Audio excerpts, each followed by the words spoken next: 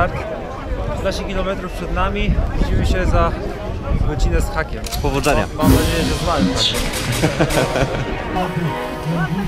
And they're off. Welcome you guys. This is your host Danny, and today I'm gonna show you our first important event this year, which was the Ultramarathon Duathlon, and it was a team relay. In our case, because there were different categories, me and my cousin went for the team relay, which means my cousin Matthew, you're seeing him right now, was running 15 kilometers from 6 a.m. on Saturday, last Saturday. Then I was riding the bike for 73 kilometers. Then we change again, and he runs 15 kilometers, the last 15 kilometers to the finish line. Great event. You can see this beautiful sky. It was so amazing seeing that about 1,000 people running in the dark through the forest. It was just great. My cousin doesn't train a lot, but he does do regular training. Like he's waking up 5 a.m. and he's starting trainings very early because he's working a lot, having children, family, and so it was amazing to meet him and do this event.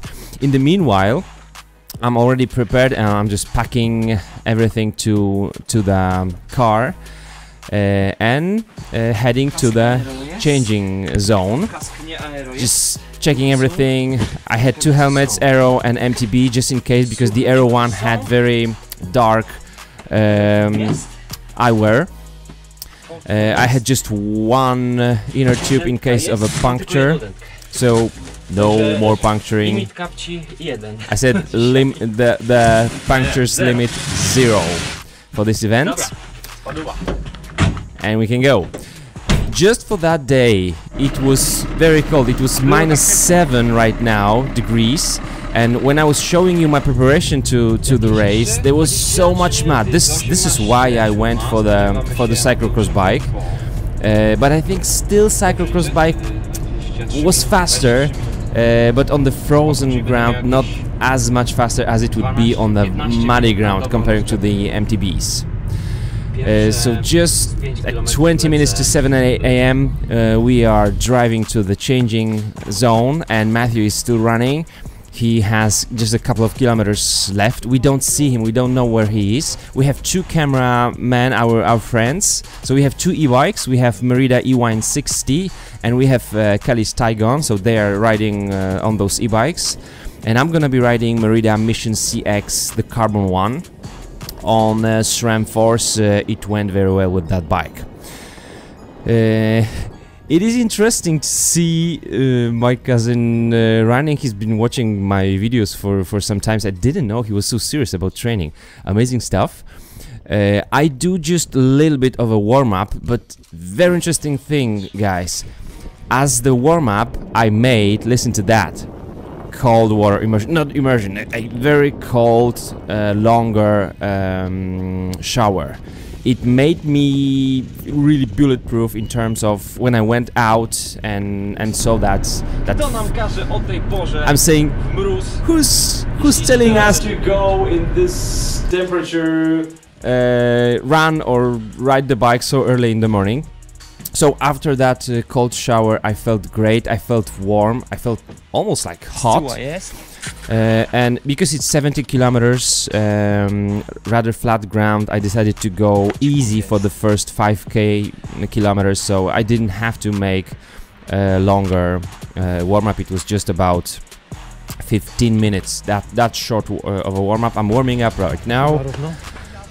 And now I'm gonna do just some jumping jacks, some squats, and waiting for my cousin here in the changing zone. He's closing in, feeling very well. He did that first 15 kilometers in 1 hour and 10 minutes about, which was very good time. He did some PRs on the way there. The ground wasn't the best for the runners, but it was okay. It was okay. So this is when he's approaching the changing zone. I'm not allowed to ride the bike there, just like in the triathlon, so I'm gonna have to run out of the zone and then hop on the bike. And this is how it looks like. Matthew, I'm here. So now he's just handing me Okay, that's here. He's just handing me the number. I have one number on the bike, and I need to carry the other one there.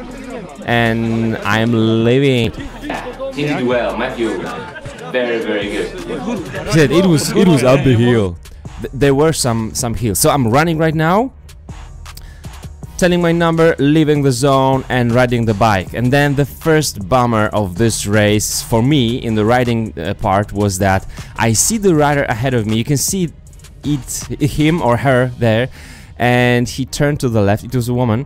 I did so, and just to pass him and just go, but it was the wrong way. We were supposed to go straight ahead. So I thought I would lose about 4 minutes here, but since I have this recorded, I'm gonna cut it.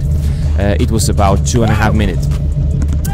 So 2.5 minutes. Now I'm going back, and now you can see the signs there. I'm back on the track, 2.5 minutes behind the time. So instead of riding really easy, I wanted to really ride easy at the beginning. I ride it just a little bit too hard. This is my other cameraman. I lost 4 minutes because I lost the track. So and this is right side, right side, right side, right side. This guy was just driving through the track. He's not supposed to be there even, but he wasn't even looking to the mirror, turning to the right, and I was on the right. So felt great, guys. My preparation, my health, that's the first thing. My health, my diet, and my zone 2 easy preparation in the flow state has been amazing. I can tell you right now, I've cut the time from the last year on the same track. This track is a little bit longer, like 1 kilometer longer. I've cut 10 minutes, which is a lot. So I'm really feeling the flow right now. You can see the cadence, it's a little bit lower on that sand when I don't have nice ground and my bike doesn't go that fast, but it was about 93 RPMs or so. That's the frequency of pedaling, and it means it's cool. You can see my upper body. My upper body is stable, is stronger than last year. I've been doing the work, I've been doing yoga, I've been doing some gym. So that's really good. That's one of the few places where you could drink something. And now the guy on the right, he's handing me the water. It looked like he was handing me water, but he was directing me to turn to the left, which was not good. Let's look at this once again. You can see the guy. Yes, he's raising his hand with the cup of water, but he's saying to the left, to the left. So the cup of water was for his rider, not for me, and this was not a feeding zone even. But anyway, don't do that on the races. Bumpy roads. How does 33C tires cyclocross, carbon cyclocross bike how is it doing on the bumpy roads? It did well. On lots of bumps it was considerably slower than a mountain bike. You will see that later. I mean, I didn't actually catch it on the camera, but I will catch some guys, and when it gets very bumpy, they would go faster than me, but otherwise it is really fast bike. You have to be careful on those like pieces of concrete, broken bricks or so, because you can get flat no matter what type of tires and protection you've got. So this was risky move for me. The sun, the sky, the sunrise and everything, I felt so great. It was an amazing experience. Try it, guys. You don't have to go for your PRs. Just prepare in terms of doing some regular running, regular riding, and do such event. It was so amazing. Here we had some obstacles last year. It was all frozen, full of ice this year. As you can see, I was able to ride it right through without getting off the bike. Still feeling great. This is about 20 kilometers right now out of 73, and now I'm catching the first rider. He was riding much slower than me. He was minutes ahead of me, and he decides to get some free ride and sit on my rear wheel. There will be about tactics here, because you will see they will do it. He and the other guys I will catch, they will sit on my wheel to the very last kilometer of the race. What should I do about it, and why I didn't do anything, I'm gonna tell you. Beautiful. This was the frost there, and that sky, beautiful. You could go with the flow and feel the power in your legs. I didn't feel cold at all after my cold water immersion and cold showers, which I've been doing now for about 15 months. I feel great in any weather. I thought I had a flat tire right here, but it was okay. It was okay. It was just the bumps that gave me that feeling. Some roads were super wide like here, but still bumpy, and you had to find the right line in order to go faster, because those bumps would always slow you down. So I'm feeling it. I feel the heart pumping. I feel the legs going, and I'm super happy about my upper body. I trained some hours in the AERO position, so I'm trying to ride on the drops for like 2 minutes and then up, and then also on the hoods I'm trying to go low with my elbows bent, because that will save you some energy. The speed we are having on the flat ground like this one is just between 25-28 kilometers per hour, and the position I'm in, the AERO helmet, some tight jersey, some tight jacket, and the bib shorts are giving me some nice AERO advantages. Unfortunately, this is kilometer maybe 35-40. It already froze. My bottles froze, which means I don't have anything to drink, and so for the whole 73 kilometers, 2 hours and 54 minutes ride, I had about 100 milliliters of drink. I love those just beautiful colors, amazing stuff. Really worthy to start the season with such event. I'm so focused right now. I'm not even thinking about the guy that is on my wheel.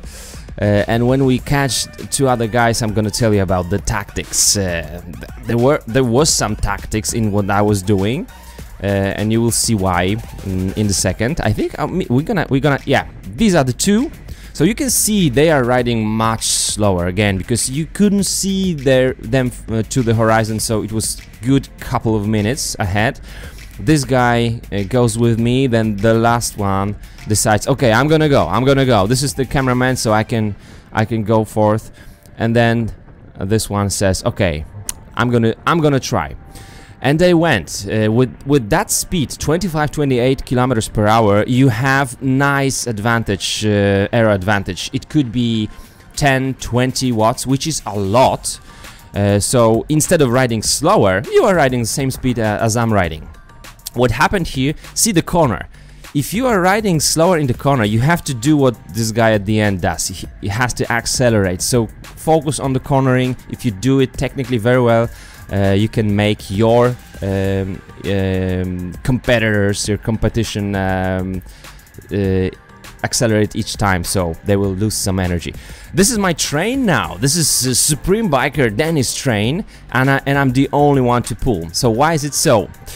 Well, first off, when I caught these guys, I knew I was already winning against them, right? But of course, they will also change and have their runners run, which means that overall they might be ahead of us.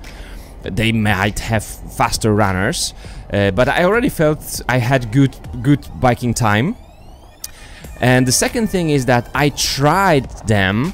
I tried them to have them at the front, but then the speed would so much go down. So they would right away slow down, which meant, okay, I'm having worse time. So I would ride longer to the finish line than when I was pulling.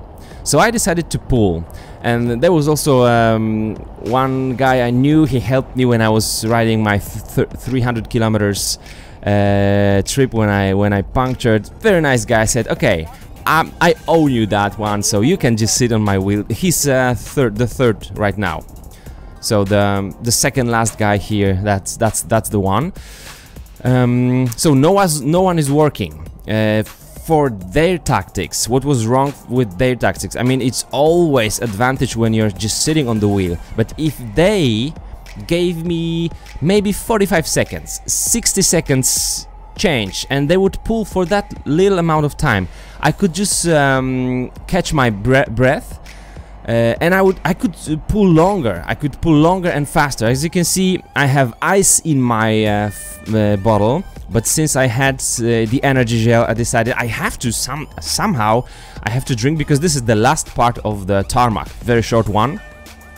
So I had to remove the cap from the bottle, but inside it was already ice and water mixed. It was really that cold. I never had ice and water mixed in my bottle for the races.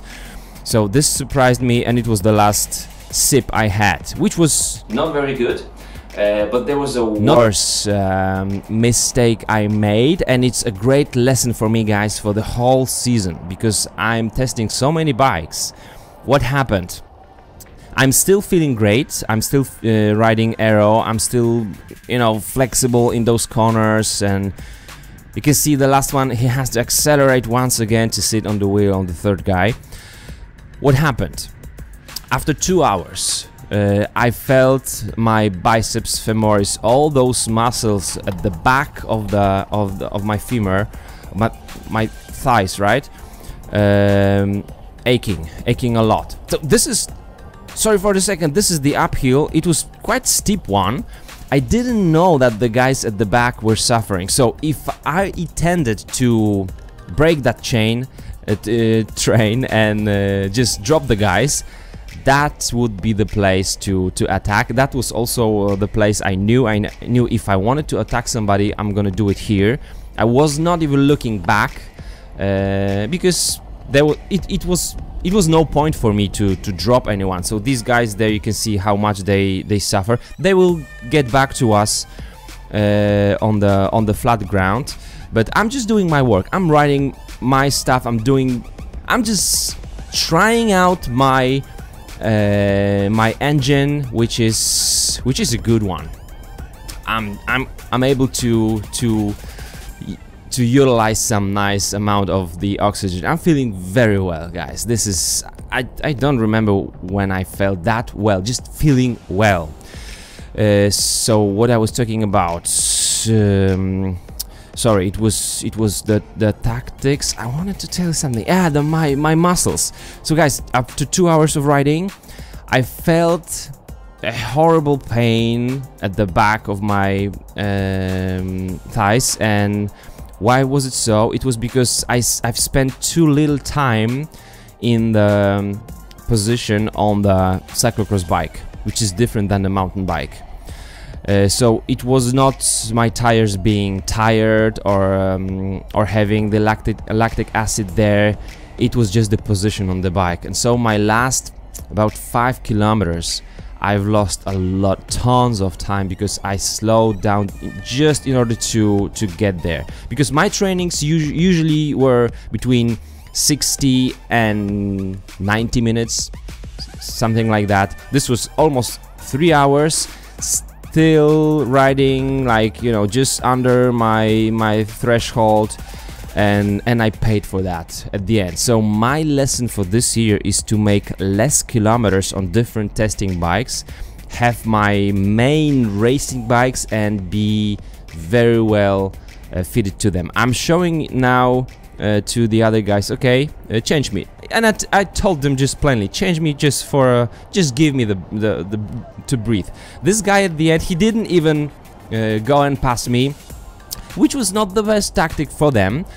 At the end, they will drop me because after 10 kilometers, I will tell them, guys, I start to really suffer. You go forth, you're on your own. So they were just riding like 10 seconds ahead of me. Matthew is already waiting in the changing zone. So I just plainly told them, guys, I start to suffer. I'm not gonna pull, I'm not gonna drop you, I'm not gonna attack, I will not accelerate. You just go. So they went. And it was I was fine with that. And this is the guy, we dropped him for many minutes. And he came back with another guy when I slowed down for that couple of kilometers at the end. So very good lessons for my cross-country racing, guys. You have to be fitted to your bike, and you should be able to ride many hours hard, because that's different, hard on the bike. And we are now approaching the changing zone. My job is done, I'm feeling well, I've cut my 10 minutes. I didn't know my time, I didn't even take the computer, because I wanted to focus on what was on the road and not get flat, not puncture. Now Matthew is back here. Just the only thing we have to do, yeah, the judges say off the bike, you're not allowed to ride the bike here. So I just hand the number plate to Matthew, and he's now going to run for the last 15 kilometers. Amazing. It's so much. It's very exciting to do those changes, you know, wait for one another. It was great. So this race, this ultra marathon, was called New Borders. This is my city, and we are running and riding through the new borders of our much bigger than before city, which is 103 kilometers. Of course, for Matthew, double 2 times 15 kilometers is not ultra. For me, 73 kilometers on the bike is not ultra, but some guys would do it just by themselves. So they would run, they would change to the bike, and then they would run again. That's 103 kilometers, so that's ultra marathon. And you can start to see Matthew losing the form, losing the technique a little bit. I'm not a runner, but it's pretty much like in the cycling. You can see the guy on the bike when his cadence drops, when he's starting to swing. You can see his back working like strangely, weirdly. That means he's getting tired. His deep muscles are tired, not prepared for that race, and he's gonna slow down. You can attack. You can see Matthew probably losing his form. He had to tie his shoelaces 4 times for those 30 kilometers he ran, and each time, as you can see, it's not much time you lose. It's about 8 seconds. But he said you're losing the flow, you're losing your tempo, your rhythm. It's not good thing for a runner to have to stop and fix the shoelaces. So these are the fire roads around our city. I love my city. It's called Green Hill because it's so much green around. Matthew, he's maybe 2 kilometers. He's got 2 kilometers to the finish line. I'm waiting for him, just 1 kilometer to the finish line. I'm gonna run with him just to cheer for him. Now you can see he's already in the city. Guys, what I can tell you, amazing story for us. Great thing. We've been doing that for some records. He's got some PRs because he's a city marathon runner. I'm cross-country racer, preparing for the new race and show you some new stuff this year and be better. But do it just for doing it. Do it for doing it. It gives you that motivation also in your life to do stuff you need. Sometimes you don't like waking up 4 AM, going out when it's dark, and when it's cold. That's the worst thing, when it's the frost. But he made it. I'm on the left, he's on the right, and he's getting to the finish line. We did it in 5 hours 25 minutes. His first 15 kilometers was 1 hour and 10. The second one was 1 hour 20. So he was a bit tired, but also there was much more uphills on the second part. It was amazing, guys. Thank you for watching and prepare for some nice cross-country season this year with Denny. These are our medals. It was great. Cheers from Poland. Bye bye.